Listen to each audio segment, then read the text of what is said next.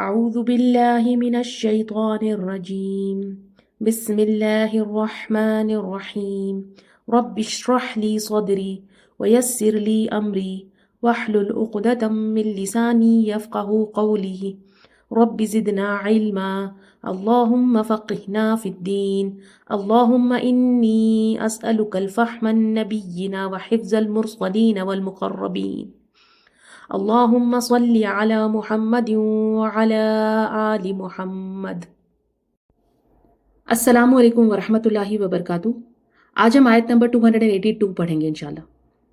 282 یا ایہا الذین آمنو، اے لوگوں جو ایمان لائے ہو، اے لوگوں جو ایمان لانے کا دعویٰ کرتے ہو، اذا جب تداینتم، تم باہم لین دین کرو۔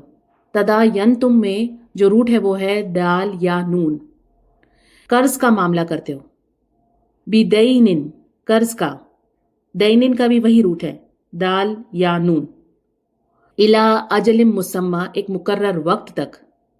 فاکتبوہ، تو لکھ لو اسے۔ سب سے پہلے ہم دیکھتے ہیں کہ یہ لفظ دین کا کیا مطلب ہے۔ دین کہتے ہیں قرض کو یا لون کو، ایسا قرض جس کی مدت مقرر ہو، یعنی جو ٹائم باؤنڈ ہو اور جس میں ری پیمنٹ کا پیریڈ پتا ہو، ڈیوریشن کلیئر پتا ہو کہ کب واپس ری پیمنٹ کرنا ہے۔ اکثر اس کا ٹرانسلیشن لون کیا جاتا ہے، قرض، لیکن عربک میں اس کا کانسیپٹ زیادہ وسیع ہے۔ آپ دیکھیں دو لفظ آتے ہیں قدیم عربک میں، دو لفظ اکثر ساتھ میں آتے ہیں، العین، الدین۔ یہ دونوں اصل میں اس بات کو ایکسپلین کرتے ہیں کہ کیا چیز ابھی مل رہی ہے اور کیا چیز بعد میں ملے گی۔ مثال کے طور پر اگر آپ کوئی کمپیوٹر خریدنے جاتے ہیں اور پیمنٹ آپ آج کرتے ہیں لیکن کمپیوٹر کی ڈیلیوری 30 دن بعد ہوگی، تو جو پیمنٹ آپ نے ابھی دیا وہ عین ہے اور جو چیز آپ کو بعد میں ملے گی وہ دین ہے۔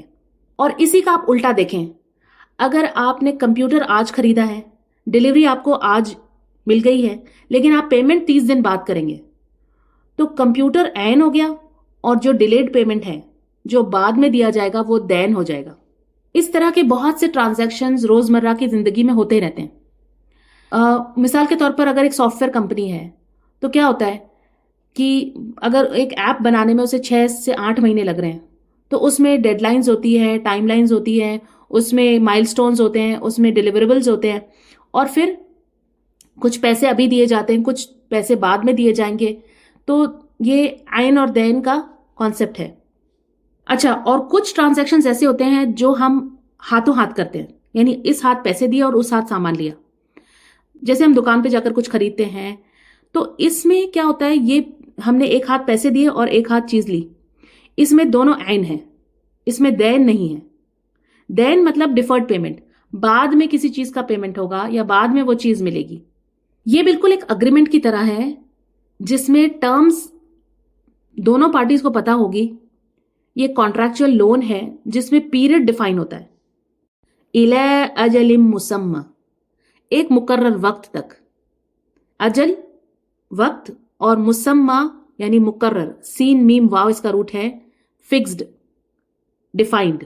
تو یہاں کہا جا رہا ہے کہ اے لوگوں جو ایمان لانے کا دعویٰ کرتے ہو، جب بھی تم کسی قسم کی ڈیفرڈ ٹرانزیکشن میں داخل ہوتے ہو تو لکھ لیا کرو اسے۔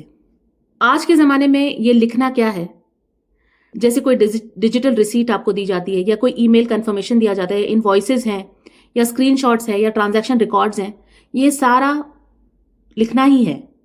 پہلے زمانے میں ہاتھوں سے لکھا جاتا تھا لیکن آج ڈیجیٹل ریسیٹس ہوتی ہیں۔ یہ سب قرآنی ہدایت کا ماڈرن فارم ہے۔ قرآن کا مقصد کیا ہے؟ تاکہ چیزیں کلیئر رہے، جھگڑے نہ ہو، ظلم نہ ہو، بھول چوک نہ ہو جائے۔ تو یہاں اللہ سبحانہ تعالیٰ ہمیں ایک بہت پریکٹیکل اکنامک ڈسپلن سکھا رہے ہیں۔ اچھا، یہاں ایک اور بہت امپورٹنٹ بات ہے، کئی علماء کا خیال یہ ہے کہ یہ جو آیت ہے یہ فرض نہیں ہے، یہ واجب نہیں ہے، بلکہ ریکمنڈیشن ہے، ایک ریکمنڈیڈ پریکٹس ہے جس سے ہماری رہنمائی کی جا رہی ہے کہ اگر کوئی ٹرانزیکشن کرو تو ریسیٹ یا لکھت ریکارڈ رکھا کرو۔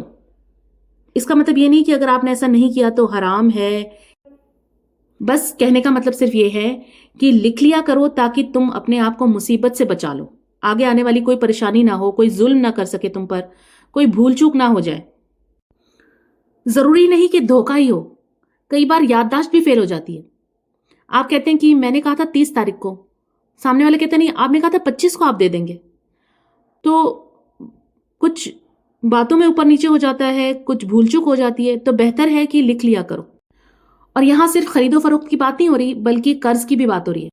मान लीजिए आपने किसी को 20,000 रुपए दिए, उसने कहा मैं 1 महीने बाद लौटा दूंगा। आप 1 महीने बाद उससे कहते हैं मेरे 20,000 लौटा दो। वो कहता है मैंने आपसे 20 कब लिए, मैंने तो 15 लिए थे। आप कहते हैं नहीं 20 लिए थे। वो कहता है देखें मैंने आपसे 20 मांगे जरूर थे, लेकिन आपके पास उस समय 20 मौजूद नहीं थे, आपने मुझे 15 ही दिए थे। अब इन दोनों में से कोई भी ऐसा हो सकता है जो भूल गया हो। तो कुरान हमें यहां समझा रहा है कि बेहतर है कि जब तुम किसी को कर्ज दो तो उसे लिख लो। आगे अल्लाह सुब्हान तआला फरमाते हैं वल यक्तुब, और चाहिए कि लिखे, बैनकुम, दरमियान तुम्हारे, कातिबुन, एक लिखने वाला, बिल अदल, इंसाफ के साथ। फल यक्तुब में जो लाम है जिसके ऊपर जज़म है, इस तरह का लाम बार बार इस आयत में आ रहा है, तो हमें इसका माना जानना जरूरी है। जैसे यहां आ रहा है वल यक्तुब, आगे एक जगह आ रहा है फल यक्तुब, फिर आ रहा है वल युमलिल, फिर आ रहा है वल यत्तकी। तो ये लाम बार बार आ रहा है जिस पर जज़म है, तो इसका माना क्या है? लाम के ऊपर जज़म आने से अमर का माना बनता है। अमर का मतलब होता है हुक्म, ऑर्डर, कोई कमांड। यहां मुराद है लिखना जरूरी है, चाहिए कि लिखे, हुक्म दिया जा रहा है कि लिखो। और पहले जमाने में हर इंसान पढ़ा लिखा नहीं होता था, तो अल्लाह सुब्हानहू तआला यह फरमा रहे हैं कि लिखे कौन? लिखने वाला, यानी कोई अग्रीमेंट बनाने वाला हो जिसे लिखना पढ़ना आता हो, उसको चाहिए कि वो लिखे इन दोनों के दरमियान। और फिर कहा बिल अदल, साथ अदल के, साथ इंसाफ के। आप देखें अगर दो शख्स ट्रांजैक्शंस कर रहे हैं आपस में, और दोनों में से एक या दोनों अगर पढ़ना लिखना नहीं जानते हैं और वो किसी लिखने वाले को अपने साथ ले जाते हैं, तो आप देखें एक खतरा है, और वो ये है कि अगर मैं पढ़ना लिखना ही नहीं जानता तो मुझे क्या पता कि जो लिख रहा है वो ठीक लिख रहा है या नहीं। हो सकता है लिखने वाला बदनीयत हो और वो चीटिंग करे और किसी एक को अपने साथ मिला ले और फिर कुछ फायदा पैसों से उठा ले। तो इसलिए अल्लाह ने लिखने वाले पर भी जिम्मेदारी डाली कि लिखने वाला अदल के साथ लिखे। देखें अदल को समझते हैं, अदल का मतलब होता है सिर्फ जस्टिस नहीं, बल्कि ऐसा इंसाफ जो सबके सामने वाजे हो। अब देखें अगर एक कोर्ट केस चल रहा है और वो एक कमरे में चल रहा है, अब उसमें क्या एविडेंस आए, क्या फैसला हुआ, शायद इंसाफ हुआ हो लेकिन अदल नहीं हुआ। अदल तब होता है जब गवाह हो, रिकॉर्ड्स हो, लॉयर हो, सब कुछ ओपन हो, कोई चीज छुपी हुई ना हो, कोई साइड अंधेरे में ना हो, कोई एविडेंस छुपा हुआ ना हो। ऐसा इंसाफ जो साफ साफ सबको नजर आ रहा हो। लेकिन आज के जमाने में आप देखें, जब भी हम कोई ट्रांजैक्शन कर रहे होते हैं, जब हम स्कूल के अंदर एडमिशन के लिए जाते हैं या किसी बैंक अकाउंट में अकाउंट खुलवाने जाते हैं या और कोई बड़ी चीज खरीद रहे होते हैं, कोई मकान खरीद रहे हैं, कोई डॉक्यूमेंटेशन हो रही है, उसमें आप देखें बड़े बड़े कॉन्ट्रैक्ट्स होते हैं, कितना कुछ उसमें लिखा होता है और कस्टमर को कहा जाता है इस पे साइन कर दीजिए। सबसे पहले तो वो कॉन्ट्रैक्ट इतना बारीक लिखा होता है कि पढ़ने वाला ठीक से पढ़ नहीं सकता उसे। फिर वो इतना लंबा होता है कि अगर कोई पढ़ना भी चाहे तो वो बहुत ज्यादा वक्त लगेगा। उसके बाद अगर पढ़ भी ले तो उसे समझ नहीं सकता, क्योंकि वो लीगल एग्रीमेंट, टेक्निकल डॉक्यूमेंटेशन इस तरह से होता है कि आम आदमी उसे समझ नहीं सकता। होता क्या है, कस्टमर मजबूर होता है, उसे अगर वो चीज चाहिए तो उसके पास और कोई ऑप्शन नहीं है। अगर इस बैंक में नहीं किसी और बैंक में भी जाएगा तो यही होगा, तो वो बिना सोचे बिना पढ़े उस पर साइन कर देता है। तो यहां कॉन्ट्रैक्ट लिखा हुआ तो है लेकिन अदल नहीं हुआ है, इंसाफ नहीं हुआ है, क्योंकि एक पार्टी अंधेरे में है, उसे नहीं पता उसने कहां किस अग्रीमेंट पे साइन किया है। उसके अलावा आज के जमाने में हम कोई मोबाइल में एप्लीकेशन डाउनलोड करते हैं या कोई वेबसाइट खोलते हैं, कोई किसी चीज में लॉगिन करते हैं, वहां हम कई बार अग्रीमेंट, अक्सर यानी हमेशा एक अग्रीमेंट फॉर्म होता है, आई अग्री, आपको वहां चेक करना होता है तभी आप अंदर जा सकते हैं। बिना पढ़े हम उसे अग्री करते हैं, क्योंकि अगर पढ़ भी लें तो हम उसे समझ नहीं सकते। तो इन सारे अग्रीमेंट्स का, इन सारे कॉन्ट्रैक्ट्स का फायदा किसके होता है? उस सर्विस प्रोवाइडर को होता है कस्टमर को इसका कोई फायदा नहीं होता, अक्सर वो अंधेरे में होता है। तो हमसे क्या कहा जा रहा है, जब एक मुस्लिम ये काम करे, जब उसकी कंपनी हो, जब वो सर्विस प्रोवाइडर हो, तो वो क्या करे, उसको चाहिए कि वो अदल करे। यानी अगर हमारी कंपनी है तो हम अगर कोई कॉन्ट्रैक्ट बनाए, किसी लॉयर को हायर करे, अगर वो कोई कॉन्ट्रैक्ट बनाए तो सिर्फ अपना फायदा ना हो बल्कि कस्टमर का भी उसमें फायदा हो, दोनों के साथ इंसाफ हो रहा हो। और ये जो कॉन्ट्रैक्ट है वो सिंपल वर्ड्स में भी लिखा जाए ताकि कोई पढ़कर समझ सके कि इसमें क्या लिखा है। ये है मुस्लिम बिजनेस एथिक्स। जब मुस्लिम कॉरपोरेट दुनिया में दाखिल हो, उसकी कोई अकाउंटिंग फर्म हो, कोई इंजीनियरिंग फर्म हो, कोई उसके पास कोई कंस्ट्रक्शन कंपनी हो, कोई सॉफ्टवेयर कंपनी हो, जब वो कॉन्ट्रैक्ट बनाए तो वो कॉन्ट्रैक्ट वाजे हो, सीधा हो, ट्रांसपेरेंट हो, इंसाफ पर मबनी हो। क्योंकि आज के ज़माने में हर कोई अपनी जान बचाने में लगा हुआ है, लेकिन एक मुसलमान, क्योंकि यहां कहा गया या अय्युहल्लज़ीना आमनू, अगर तुम ईमान लाए हो तो तुम ये नहीं कर सकते, तुम इस रवैये का हिस्सा नहीं बन सकते, तुम इंसाफ के साथ फैसले करो, तुम इंसाफ के साथ ट्रांजैक्शंस करो। वला और ना, यअबा इनकार करे, कातिबुन लिखने वाला, अन यक्तुबा कि वो लिखे, कमा जैसा कि अल्लमहु उसे सिखाया, अल्लाहु अल्लाह ने, फल यक्तुब तो चाहिए कि वो लिखे। वला यअबा ना इनकार करे, अबा का मतलब होता है इनकार करना, अबा यअबा मतलब होता है सख्ती से इनकार करना। यहां सिर्फ आम इनकार मुराद नहीं है बल्कि स्ट्रिक्ट रिफ्यूजल मुराद है। पीछे हमने कुरान मजीद में पढ़ा था सूरह बकरा में कि शैतान का जब जिक्र आया था तो कहा कि अबा व अस्तकबरा, उसने सख्ती से इनकार किया और तकब्बुर किया। अरबिक में एक लफ्ज मना भी आता है, मना का मतलब होता है इनकार करना, लेकिन अबा मतलब सख्ती और जिद के साथ इनकार करना। कातिब का मतलब होता है लिखने वाला, यानी स्क्राइब। अन यक्तुबा कि वो लिखे, यहां लफ्जों के स्ट्रक्चर पर भी गौर कीजिए। पहले कहा था वल यक्तुब, यहां कहा जा रहा है यक्तुबा। वहां लाम की वजह से लफ्ज के अंदर अमर का माना आ रहा था, तो यहां पर कसरा, दम्मा, फतह, जेर जबर पेश, इन पर आप गौर कीजिए क्योंकि इससे माने बदल रहे हैं। अल्लमहु सिखाया उसे, अल्लम युअल्लिमु तालीम, इसका मतलब होता है थोड़ा थोड़ा करके सिखाना, क्योंकि जो राइटिंग होती है वो एक दिन में नहीं आती, धीरे धीरे सिखाई जाती है। फिर कहते हैं फल यक्तुब, बस लिखे, चाहिए कि वो लिखे। ये भी अमर का सीगा है, यानी हुक्म दिया जा रहा है कि लिखना जरूरी है, कोई लिखने वाला लिखने से इनकार ना करे। अब यहां एक और बात गौर करें, अल्लाह सुब्हानहू तआला फरमाते हैं कमा अल्लमहुल्लाहु, जैसे सिखाया उसे अल्लाह ने। और एक और जगह पर अल्लाह सुब्हानहू तआला फरमाते हैं अल्लमल कुरान, अल्लाह ने कुरान सिखाया। और यहां कह रहे हैं अल्लमहुल्लाहु, अल्लाह ने फाइनेंशियल अकाउंटिंग भी अल्लाह ने ही सिखाई है। तो इसका मतलब यह हुआ कि हर तरह का इल्म अल्लाह ही की तरफ से है। दूसरी बात यह है कि अल्लाह जब आपको कहता है कि अल्लाह ने अकाउंटिंग सिखाई, फाइनेंस सिखाया, इंजीनियरिंग सिखाई, मेडिसिन सिखाई, यानी ये अगर अल्लाह ने तालीम दी है तो ये जो सब कुछ सीखना है ये सब खैर है, इन सब में खैर है, इन सब में अल्लाह का कद्र है, इन सब में अज्र है। कई बार हम लोग ये सोचते हैं कि एक शख्स दीन का काम कर रहा है तो वो अल्लाह की नज़रों में ज़्यादा बेहतर है उससे जो दुनिया का काम कर रहा है। नहीं, बल्कि जो कुछ भी इंसान करता है अगर हलाल तरीके से करता है, अगर हलाल रिस्क कमाता है तो आखिरत में उसका अज्र लिखा जा रहा है। यानी मसला ये नहीं है कि अगर मैं आर्किटेक्ट हूं या अकाउंटेंट हूं या इंजीनियर हूं या मैं कोई डेवलपर हूं तो ये सब कुछ छोड़ के मुझे दीन पढ़ना चाहिए और दीन पढ़ाना चाहिए, यही सिर्फ नेकी का काम है। नहीं, बल्कि आप जो भी काम करें अगर उसमें इंसाफ के साथ करें, सच्चाई और फेयरनेस के साथ आप करें, लोगों के साथ अगर आपके मामलात इंसाफ पर मबनी हैं तो ये भी आपके लिए अज्र लिखा जा रहा है।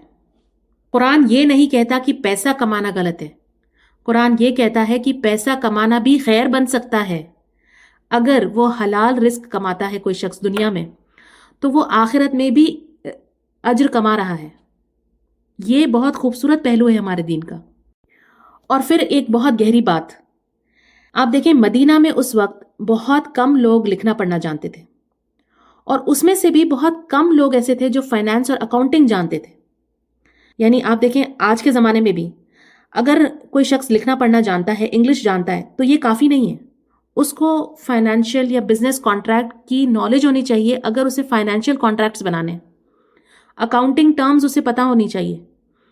ہر شخص جو لکھنا پڑھنا جانتا ہے وہ لائر نہیں ہوتا، وہ کانٹریکٹس نہیں بنا سکتا، وہ اکاؤنٹنگ نہیں جانتا.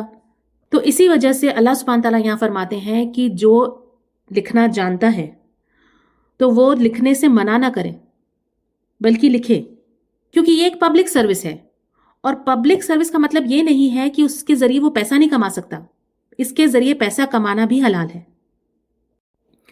اب یہاں اللہ سبحانہ تعالیٰ نے ایک اور رول بتایا، کہا وَلْيُمْلِلِ، اور چاہیے کہ املا کرائے، الذی وہ شخص، علیہ جس پر، الحق حق ہے. املا یملی، املا کا مطلب ہوتا ہے ڈکٹیشن کرانا، لکھوانا. لیکن کون لکھوائے گا؟ الذی علیہ الحق، وہ شخص جس پر حق ہے، ذمہ داری ہے. یعنی جو مقروض ہے، جو قرضدار ہے، وہ لکھوائے گا. یعنی جس کے اوپر بعد میں پیمنٹ یا ڈیلیوری کی ذمہ داری ہے وہ ڈکٹیشن کروائے گا کہ ہاں میں یہ چیزیں او کرتا ہوں، مجھے یہ دینی ہے. اور جو دوسری پارٹی ہے وہ کیا کہے گی کہ ہاں میں اس کے ساتھ متفق ہوں، میں مانتا ہوں، وہ سائن کرے گا. اور ساتھ ہی اللہ سبحانہ تعالیٰ فرماتے ہیں وَلْيَتَّقِ اللَّهِ، اور چاہیے کہ ڈرے اللہ سے، ربہ، جو اس کا رب ہے. اور چاہیے کہ ڈرے اپنے رب سے، اللہ سے ڈرے. یہاں پر بھی لام آ رہا ہے، لام امر، یعنی یہ صرف نصیحت نہیں ہے بلکہ حکم دیا جا رہا ہے. اس آیت کو پڑھتے ہی یہ خیال آنا چاہیے کہ کوئی دوسرا دیکھے یا نہ دیکھے، اللہ دیکھ رہا ہے. ایمانداری اور تقوی ضروری ہے ہر کانٹریکٹ میں، ہر ٹرانزیکشن میں. کوئی چالاکی نہ دکھاؤ، کوئی لوپ ہولز نہ ڈالو، کوئی لائنز ایسی نہ گھساؤ جس میں ایک طرف کا فائدہ ہو رہا ہو. جیسے کوئی ایسا کلوز ڈال دیا جائے کہ اگر پروڈکٹ ڈیفیکٹیو نکلے گا تو ہماری ذمہ داری نہیں ہے، یا کوئی بھی ایسی چیز جو بیچ میں انسان دھوکہ دینے کے لیے ڈال دے. تو یہاں پر آیت میں تقوی کا مطلب یہ ہے کہ تم پورا لکھو، تم کمی نہ کرو، تم دھوکہ نہ دو، تم کوئی اس کے اندر لیگل ٹرکس نہ ڈالو، کوئی ورڈنگز کو گھماؤ نہیں، کوئی چالاکی نہ دکھاؤ. اللہ کا تقوی کرو. اللہ نے تقوی کو صرف رمضان، حج، عمرہ، نماز تک محدود نہیں رکھا، بزنس کانٹریکٹ کے اندر بھی داخل کر دیا ہے. آگے فرمایا فَإِن، پھر اگر، کانا ہو، الذی وہ شخص، علیہ جس پر، الحق حق ہے، یعنی جو ذمہ دار ہے، جو مقروض ہے، جو پیسہ یا پروڈکٹ بعد میں دینے والا ہے، اگر وہ شخص سفیہن نادان ہو، او ضعیفن یا کمزور ہو، او یا لا یستطیع نہیں وہ استطاعت رکھتا ہو، یمل کہ وہ املا کرائے، کہ وہ ڈکٹیشن کروائے. سفیہن کا مطلب ہوتا ہے بے وقوف، کم سمجھ، نا عقل. تو سفی ایک جنے کے لیے آتا ہے، واحد کے لیے آتا ہے، اور سفہا اس کی جمع ہے جو ہم پیچھے پڑھ چکے ہیں. اور اس کے بعد کہا ضعیف، ضعیف یعنی کہ کمزور. جسمانی کمزوری ہو سکتی ہے، ضعیف جسم سے ہو سکتا ہے، کوئی بوڑھا ہو سکتا ہے، کوئی چھوٹا بچہ ہو سکتا ہے. ذہنی کمزوری ہو سکتی ہے، جیسے ضعیف العقل، دماغ سے کمزور ہو. کوئی کمزور ہو سکتا ہے فزیکل طور پر، جیسے بوڑھے دادا جی ہوں، ان کو سنائی نہ دے رہا ہو ٹھیک سے، یا دکھائی نہ دے رہا ہو ٹھیک سے، یا کوئی بچہ جس کے ماں باپ گزر گئے ہوں اور اسے کوئی ٹرانزیکشن کرنی پڑ رہی ہو، یا کوئی جذباتی طور پر کمزور ہو، ذہنی طور پر کمزور ہو. تو ایسے سارے لوگ ضعیف میں شامل ہو گئے. او لا یستطیع، اور نہ وہ قدرت رکھتا ہو، نہ وہ استطاعت رکھتا ہو. استطاع یستطیع، استطاع کا مطلب ہوتا ہے کسی چیز کی طاقت نہ رکھنا، ایبلٹی ہونا، طاقت رکھنا، ایبلٹی ہونا. یعنی لا یستطیع یعنی استطاعت نہ رکھنا، قابل نہ ہونا. یعنی وہ شخص کانٹریکٹ ڈکٹیٹ کرانے کے قابل نہ ہو، اتنا پڑھا لکھا نہ ہو یا نہ سمجھ ہو. این یملا کہ وہ املا کرائے، وہ ڈکٹیشن کرائے، ہوا وہ. تو ایسے میں کیا کرنا ہے؟ فَلْيُمْلِلْ، بس چاہیے کہ املا کرائے، ڈکٹیشن کرائے، ولیہ اس کا سرپرست، بالعدل انصاف کے ساتھ، عدل کے ساتھ. یہاں پہ بھی کہا گیا عدل کے ساتھ. تو ایسے میں کیا کریں؟ اللہ سبحانہ تعالیٰ فرماتے ہیں اس کا ولی، واو لام یا اس کا روٹ ہے، اس کا گارجین. वली वो शख्स होता है जो उस शख्स की हिफाजत करे, जो उसका खैर खा हो, जो उसका बेस्ट इंटरेस्ट को समझता हो। तो ऐसा शख्स जो उसकी डिक्टेशन की जिम्मेदारी ले, चाहिए कि वो भी अदल के साथ डिक्टेशन करवाए। यानी अगर तुमने इस जिम्मेदारी को लिया है तो तुम अपनी मर्जी नहीं चला सकते, तुम उसमें लूप होल्स नहीं डाल सकते, तुम उसमें अपना फायदा नहीं देख सकते। यानी ऐसा शख्स भी पूरी ईमानदारी के साथ काम करे। वस्तशहिदू, और गवाह बना लो, शहीदैनी, दो गवाह, मिर रिजालिकुम, अपने मर्दों में से। इस्तशहदा यस्तशहिदु, इस्तिशहाद, इसका मतलब होता है गवाह तलब करना, गवाह बनाना। और शाहिद सिंगुलर के लिए आता है और शाहिदैन दो के लिए आया है, तस्निया के लिए। यानी दो गवाह बना लो। मिर रिजालिकुम, अपने मर्दों में से, यानी गवाह तुम्हारी अपनी कम्युनिटी के मर्दों में से हो जिन पर तुम भरोसा कर सको। तो इस पूरे हिस्से में जोर इस बात पे दिया जा रहा है कि कर्ज के मामलात में किसी को गवाह बना लो, किसी को गवाह तलब करो, ताकि बाद में कोई झगड़ा, कोई इनकार, कोई जुल्म पैदा ना हो। तो अब तक हमने पढ़ा था कि अगर कोई शख्स खुद डिक्टेट कराने के काबिल ना हो, कमज़ोर हो, ज़ईफ हो या नासमझ हो किसी भी वजह से, तो वो अपना वली चुनेगा और वली उसका डिक्टेशन करवाएगा, उसकी तरफ से इमला करवाएगा। फिर उसके आगे अगला कदम अल्लाह सुब्हान तआला ने बताया कि ऐसे मामलों में एक गवाह भी बना लो। और गवाह कौन हो? गवाह तुम्हारे ही कम्युनिटी के दो मर्द हों। फ़इन, फिर अगर लम नहीं, यकूना, हों वो दोनों, रजुलैनी, दो मर्द, फ़रजुलुन, तो एक मर्द, वम्रअतानी, और दो औरतें, मिम्मन, उनमें से जिन्हें, यरदौना, तुम पसंद करते हो, मिनश्शुहदाई, गवाहों में से। तो यहां यह कहा जा रहा है कि अगर दो मर्द ना मिल सकें तो क्या करो, एक मर्द और दो औरतों को गवाह बना लो। और ये गवाह कौन हो? जिससे तुम राजी हो, तुम्हारी रजा से हो, तुम जिन पर इत्मीनान रख सकते हो। अब यहां पहुंचकर ये आयत कुरान का सबसे कंट्रोवर्शियल हिस्सा बन जाती है, खास तौर पर आज के दौर में जहां फेमिनिज्म और इक्वल राइट्स की बात होती है।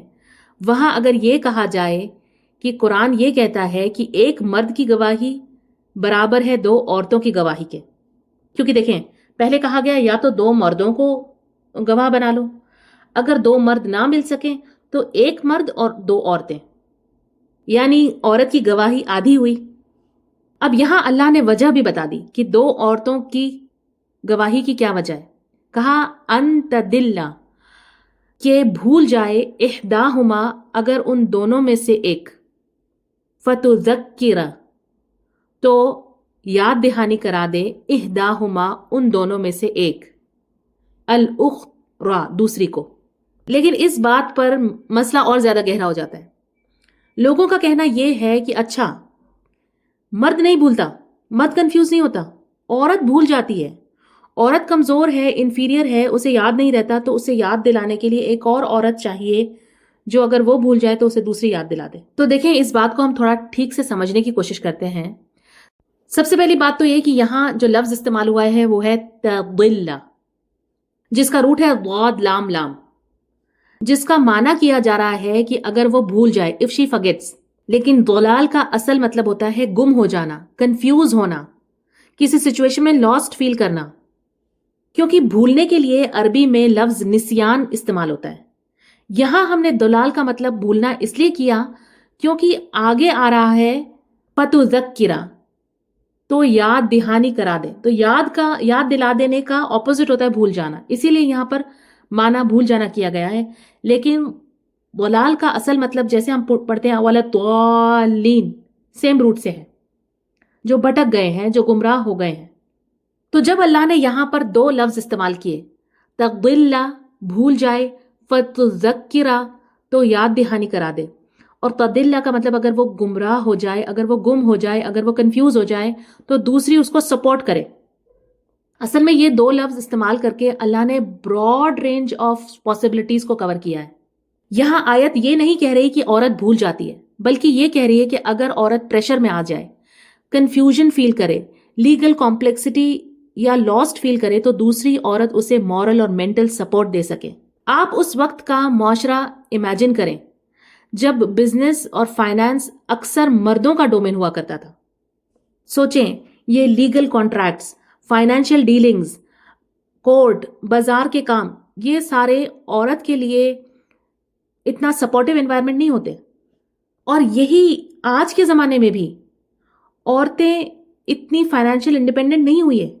کئی گھروں میں آج بھی عورتیں مردوں پہ پوری طرح سے ڈیپینڈنٹ رہتی ہیں، یا کئی بار کم پڑھی لکھی ہوتی ہیں، مردوں کے مقابلے میں فزیکلی بھی کمزور ہوتی ہیں، ایموشنلی بھی جلدی رو دیتی ہیں، کمزور پڑ جاتی ہیں کبھی۔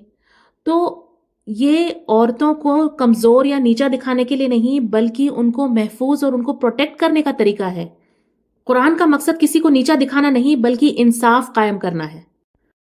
تو چاہیے کہ ہم اس بات کو سمجھیں کہ یہاں بات میموری ڈیفیکٹ کی نہیں ہو رہی ہے، یہاں پہ سچویشنل کنفیوژن کی ہو رہی ہے۔ اگر بھولنا عورتوں کا مسئلہ ہوتا تو پھر ہزاروں حدیثیں عورتوں سے روایت نہیں ہوتی، محدثات کا پورا سلسلہ ہی ختم ہو جاتا۔ عائشہ رضی اللہ عنہا سے اتنی ساری حدیثیں رسول اللہ صلی اللہ علیہ وسلم کی روایت نہیں کی جاتی، تو یہاں یہ لاجک خود ہی ٹوٹ جاتا ہے۔ اس وقت مدینہ کے معاشرے میں فائنینشیل ٹرانزیکشنز مردوں کا ڈومین ہوا کرتا تھا۔ کانٹریکٹس، قرض، تجارت، بازار، وہاں عورتیں عام طور پر انوالو نہیں ہوا کرتی تھیں۔ حالانکہ عورتوں کو بزنس کرنا منع نہیں تھا۔ ہم خود جانتے ہیں کہ خدیجہ رضی اللہ عنہا بہت بڑی بزنس وومن تھی، لیکن اس کے باوجود بھی عام طور پر عورتیں ان کاموں میں نہیں ہوتی ہیں۔ اب آپ خود سوچئے، اگر آج کوئی میڈیکل کورٹ کیس چل رہا ہے، اس میں ایک آدمی کو بلا لیا جائے جو یہ میڈیسن اور ٹیکنالوجی زیادہ نہ سمجھتا ہو، تو اگر وہاں پر ڈاکٹرز بیٹھے ہوں، اسپیشلسٹ بیٹھے ہوں، وہ ان کے لیول کی بات کر رہے ہوں، تو یہ آدمی کیا کم عقل ہوگا؟ نہیں، اسے اس لیول کی باتیں نہیں سمجھ آ رہی۔ تو اسی طرح سے عورت جب اس فائنینشیل لیگل سپیس میں نہ ہو تو وہ وہاں پریشر محسوس کرے گی، وہ سائیکولوجیکل پریشر محسوس کرے گی، وہ کنفیوژن فیل کر سکتی ہے کہ کیا بات ہو رہی ہے، مجھے سمجھ نہیں آ رہا۔ تو ایسے میں اگر دو عورتیں ہوں گی تو وہ ایک دوسرے کا سپورٹ ہوگی، دوسری اسے یاد دلا سکتی ہے، اسے کلیریفائی کر سکتی ہے، اسے پریشر کم محسوس ہوگا۔ اور اس کے علاوہ بھی عورتیں اکثر گھروں کے اندر حفاظت سے رہتی ہیں، تو ایسے میں کبھی کوئی لیگل کورٹ کیس ہے، کہیں جانا ہے، تو اکیلی عورت کا جانا اور ایک اس کے ساتھ کوئی اور دوسری عورت بھی ہو ساتھ دینے کے لیے، تو اس میں بہت سپورٹ ہو جاتا ہے۔ یہاں قرآن کا مقصد عورت کو کمزور بتانا نہیں، بلکہ اسے ظلم سے محفوظ رکھنا ہے، پروٹیکشن دینا ہے۔ اور ایک اور صورتحال یہ بھی ہو سکتا ہے کہ عورت کو گواہی کے لیے بلایا جائے اور اسے اپنے گھر والوں کے، اپنے شوہر کے، اپنے قبیلے کے خلاف یا اپنی فیملی کے خلاف جانا پڑے۔ کوئی گواہی، سچی گواہی دینے کے لیے اسے لوگوں کی مخالفت سہن کرنی پڑے۔ ایسے میں بھی لڑکی، عورت کمزور پڑ سکتی ہے۔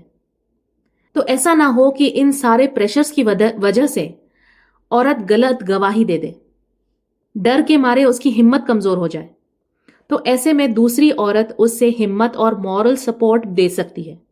پھر ایک اور بات جو علماء نے اس معاملے میں کہی وہ یہ ہے کہ تضل، یعنی گم ہو جانا، یعنی فزیکلی لاسٹ ہو جائے، یعنی ایک بار گواہ کے طور پر عورت وہاں پر موجود ہو اور اس کے بعد وہ اپنے گھر کے کاموں میں، وہ ایک ماں ہے، وہ ایک اس کی کچھ ذمہ داریاں ہیں، یا وہ اور کوئی کام میں مصروف ہو جائے، تو یہاں دوسری عورت اسے اس کا رول یاد دلائے، کہے کہ نہیں، تم نے وہاں گواہی دینے کی ذمہ داری لی تھی، اب چلو تمہیں گواہی دینی ہوگی۔ اسے اس کی ذمہ داری کا احساس دلائے، اسے یاد دلائے کہ کیا بات تھی، کیا گواہی دینی تھی، کچھ اگر اس سے بھول چوک ہو جائے تو اسے سمجھا سکے۔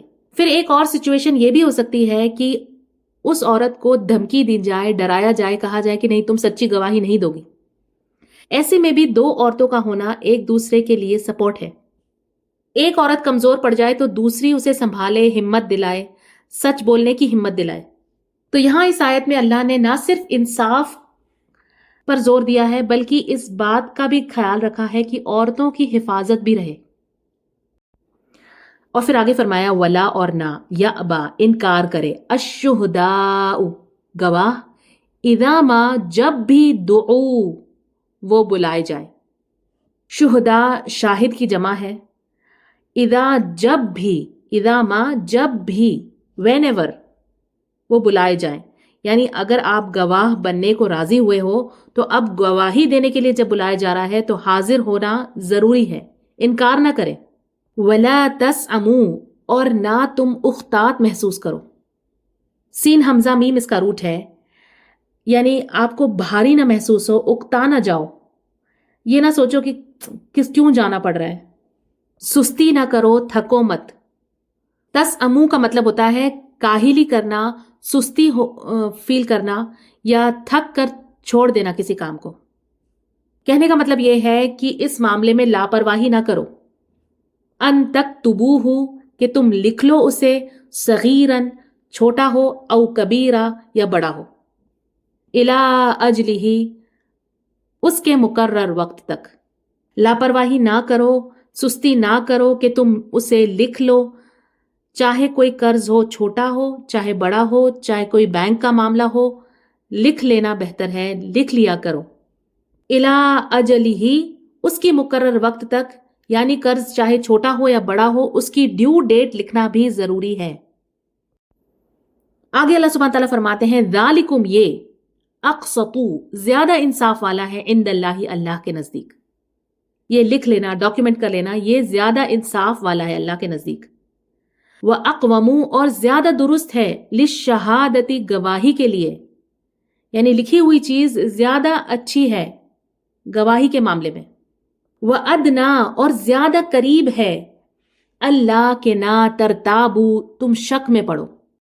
اچھا، پہلی بات تو یہ کہ اللہ فرماتا ہے کہ گواہوں کو جب بلایا جائے تو انکار نہ کریں، یعنی یہ کہہ کر پیچھے نہ ہٹے کہ مجھے کیوں بلا رہے ہو، یہ کام میرا نہیں ہے، مجھے فارمیلٹیز پسند نہیں ہے. یعنی ایسی صورت میں ذمہ داری سے بھاگنا جائز نہیں ہے. گواہی ایک امانت ہے جسے نبھانا ہوگا. اس کام سے اکتاؤ مت، اسے بوجھ مت سمجھو، اسے ضروری سمجھو. آگے اللہ نے کہا کہ ہر قیمت میں چھوٹی یا بڑی جو بھی چیز ہو اسے لکھ لیا جائے، ڈیڈ لائن بھی واضح کر دی جائے. اور پھر یہاں پر قرآن میں 3 زبردست فائدے بتائے گئے. ایک تو یہ کہ اللہ کے نزدیک یہ زیادہ عدل، یہ زیادہ فیئر ہے، زیادہ انصاف والی بات ہے. دوسرا یہ کہ گواہی کے معاملے میں یہ زیادہ درست ہے، یعنی اگر کوئی ڈسپیوٹ ہو، کوئی ڈس اگریمنٹ ہو تو اس معاملے میں ڈاکیومنٹیشن ہونا زیادہ بہتر ہے، زیادہ کلیئر ہوتی ہے باتیں. اور تیسری بات بتائی گئی کہ اگر انسان سے بھول چوک ہو جائے، کیونکہ انسان بھولتا ہے، بھولنا ایک جینوئن پرابلم ہے. اس کا نتیجہ کیا ہوتا ہے؟ کسی ایک پر ظلم ہو جاتا ہے بھول جانے کی وجہ سے. تو اللہ چاہتا ہے کہ کسی کے بھی ساتھ ظلم نہ ہو، اس لیے بہتر ہے کہ لکھ لیا جائے. اب ایک اور بات آپ یہاں پر نوٹ کریں، یہاں پر افعال تفضیل کا صیغہ ہے، یعنی جیسے اکبر زیادہ بڑا، اصغر زیادہ چھوٹا، احسن زیادہ اچھا، اتقا زیادہ متقی، اطہر زیادہ پرہیزگار، اکمل زیادہ کامل، اجمل زیادہ خوبصورت. اسی طرح سے یہاں پر جو لفظ استعمال ہوئے ہیں تو یہ جو زیادہ ہے وہ مبالغے کے لیے نہیں ہے بلکہ کمپیریٹیو بتایا جا رہا ہے کہ 2 چیزوں کے مقابلے میں ایک چیز زیادہ فضیلت والی ہے. تو جیسے اقسط کا مطلب ہوتا ہے زیادہ انصاف والا، زیادہ درست. اقوم زیادہ درست، عند اللہ اللہ کے نزدیک، یعنی اللہ کے نزدیک یہ زیادہ قابل قدر ہے، زیادہ مضبوط ہے. اسی طرح سے ادنا زیادہ قریب، مور لائکلی. ٹھیک ہے، تو یہاں تک یہ بات سمجھ میں آ گئی. آگے فرمایا الا مگر ان یہ کی تکون ہو تجارتن تجارت، حاضرن حاضر، تدیرونہا تم لین دین کرتے ہو جس کا، بینکم آپس میں، فلیسا تو نہیں ہے، علیکم تم پر، جناح کوئی گناہ، اللہ کے نہ تکتبوہا تم لکھو اسے. کہنے کا مطلب یہ ہے کہ اگر امیڈیٹ ٹرانزیکشنز کا معاملہ ہو، ابھی فوراً کوئی ہاتھوں ہاتھ لین دین ہو رہا ہو، آپ نے پیسے دیے اور سامان لیا اسی وقت، ایسی صورت میں لکھنا لازم نہیں ہے، ضروری نہیں ہے۔ ایسے معاملات میں اگر نہ بھی لکھا جائے تو کوئی بات نہیں، جب معاملہ فوراً کمپلیٹ ہو رہا ہو۔ جیسے ہم چھوٹے موٹی خرید و فروخت روز مرہ کی زندگی میں کرتے ہیں، کبھی کپڑا خریدنے گئے، کبھی جوتے خریدنے گئے، کبھی دوائیاں خریدنے گئے، اسی سمے پیسے دیا اور اسی سمے مال لیا، تو ایسے میں لکھنا ضروری نہیں ہے، ریسیٹ ہونا ضروری نہیں ہے۔ اگر ہو تو بھی ٹھیک ہے اور نہ ہو تو بھی ٹھیک ہے، لیکن لکھ لو تو بہتر ہے اور نہ لکھو تو کوئی گناہ نہیں۔ تو ایک طرف تو اللہ سبحانہ تعالیٰ نے ہمیں بتایا کہ جب ٹرانزیکشن بہت سگنیفیکنٹ ہو، جب کوئی بڑا تجارتی معاملہ آپ آپس میں کر رہے ہو تو ایسی صورت میں لکھ لیا کرو، گواہ بنا لیا کرو۔ اور آج کل کے زمانے میں گواہ کیا ہے؟ رسید ہے، یا کوئی انوائس ہے، یا کوئی بینک سٹیٹمنٹ ہے، یا کوئی کارڈ ٹرانزیکشن ڈیٹیلز ہیں، یا کوئی ای میل کنفرمیشن ہے۔ اور دوسری طرف اللہ سبحانہ تعالیٰ فرماتے ہیں کہ جب چھوٹا موٹا ٹرانزیکشن ہو، جب روزمرہ کی زندگی میں خرید و فروخت ہو، تو اس میں لکھنا لازم نہیں ہے۔ یہ اللہ نے ہمارے لیے آسانی کر دی۔ کتنی ساری چیزیں کور کرتا ہے قرآن مجید۔ قرآن صرف عبادت اور اخلاق نہیں سکھاتا، بلکہ اکنامک سینس، فائنینشیل ڈسپلن اور کوئی فیوچر ڈسپیوٹ سے حفاظت وغیرہ ہر چیز کا خیال رکھا گیا ہے دنیا کی زندگی میں لوگوں کے لیے۔ قرآن مجید میں انسان کی ہر قدم پر رہنمائی کی گئی ہے۔ سبحان اللہ، الحمدللہ، ہر طرح سے ہماری رہنمائی کی گئی ہے۔ وَأَشْهِدُوا، اور گواہ بنا لو، اذا، جب، تباینتم، خرید و فروخت کرو تم، ولا یضار، اور نہ نقصان پہنچایا جائے، یا نہ نقصان پہنچائیں۔ دو معنی ہوتے ہیں اس ایک لفظ کے۔ یہ قرآن کے ان الفاظوں میں سے ہے جس کے دو معنی نکلتے ہیں۔ لا یضار، نہ نقصان پہنچایا جائے، یا نہ نقصان پہنچائے۔ کون؟ کاتبن، لکھنے والا، او شہیدن، یا گواہ، یعنی نہ لکھنے والے کو اور گواہوں کو نقصان پہنچایا جائے، نہ لکھنے والا یا گواہ کسی اور کو نقصان پہنچائے۔ میں واپس سمجھاتی ہوں، کہنے کا مطلب یہ ہے کہ جو رائٹر ہے اور جو وٹنس ہے خود کسی کو نقصان نہ پہنچائیں، اور دوسرا معنی بنتا ہے کہ جو رائٹر ہے اور جو وٹنس ہے ان کو خود کوئی نقصان نہ پہنچایا جائے، یعنی نہ وہ کسی پر ظلم کریں، نہ ان پر کوئی ظلم ہو۔ قرآن اس ایک لفظ سے پورے سسٹم کو پروٹیکٹ کر دیتا ہے۔ یہاں اللہ نے یہ انشور کیا کہ جو کانٹریکٹ لکھ رہا ہے اس کو دھمکایا نہ جائے، اس کو پریشرائز نہ کیا جائے، اس کو ایکسپلائٹ نہ کیا جائے، اس کو دبانا، اس کو دھمکانا یا اس کو رشوت دے کر غلط کام کروانا، یہ سب کچھ نہ کیا جائے۔ وَإِن تَفْعَلُوا، اور اگر تم کرو گے ایسا، فَإِنَّهُ، تو بے شک وہ، فسوقٌ، نافرمانی ہے، بکم، تمہاری۔ عربک زبان میں فاسق کا مطلب ہوتا ہے وہ جو اندر سے بھی خراب ہو اور باہر سے بھی صاف نظر آئے اس کی خرابی، دونوں طرح سے خراب۔ کہنے کا مطلب یہ ہے کہ ایسا کر کے تم نہ صرف خود غلط کرتے ہو بلکہ ایک غلط کلچر پیدا کرتے ہو، ایک ٹرینڈ بنا دیتے ہو۔ اکثر آپ نے لوگوں کو کہتے ہوئے سنا ہوگا کہ وہ کہتے ہیں کہ یہ کرنے میں کیا غلطی ہے، سبھی تو کرتے ہیں، جب سب کر رہے ہیں تو میں نے کر دیا تو کیا غلط کر دیا۔ یا کئی بار لوگ کہتے ہیں کہ اس کے بغیر بزنس نہیں کرا جا سکتا، یہ تو کرنا ہی پڑے گا۔ تو ایسا کہہ کر اور ایسا کر کے ظلم کو نارملائز کر دیا جاتا ہے۔ تو اللہ سبحانہ تعالیٰ یہاں فرماتے ہیں کہ اگر تم ایسے دھوکے دھڑی کرو گے تو یہ گندی چیزیں سوسائٹی میں اس کے چہرے پر آنے لگے گی۔ واتقوا اللہ، اور ڈرو اللہ سے، اللہ سے ڈرو، اللہ کا احساس رکھو۔ وَيُعَلِّمُكُمُ اللَّهُ، اور سکھاتا ہے تمہیں اللہ۔ ان سارے معاملات میں سب سے پہلے تو اللہ سے ڈرو، اور پھر آگے فرمایا اللہ تمہیں سکھاتا ہے۔ یہ چیزیں تم خود سوچ کر نہیں جانتے، تم صرف کامن سینس سے اس مسئلے کو نہیں سلجھا سکتے، یہ اللہ کی طرف سے ٹریننگ ہے۔ تو کیونکہ جب اللہ نے تمہیں سکھایا ہے تو اب سننا، سیکھنا اور اسے اپلائی کرنا تمہاری ذمہ داری ہے۔ واللہ، اور اللہ تعالیٰ، بکل، ہر شیء، چیز کو، علیم، جاننے والا ہے۔ اللہ سے کچھ نہیں چھپا ہوا، اللہ کو سب کچھ پتا ہے۔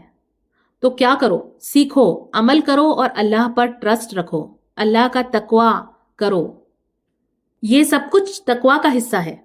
اب آپ ایک بات یہ دیکھیں، کئی بار کوئی ٹیچر ہوتا ہے، وہ اسٹوڈنٹ کو کہتا ہے کہ ابھی اگر یہ بات تمہیں سمجھ نہیں بھی آ رہی تو اسے لکھ لو، سمجھ لو، ابھی پڑھ لو اسے جیسے میں پڑھا رہا ہوں، آگے آنے والے وقت میں تمہیں یہ بات سمجھ آ جائے گی.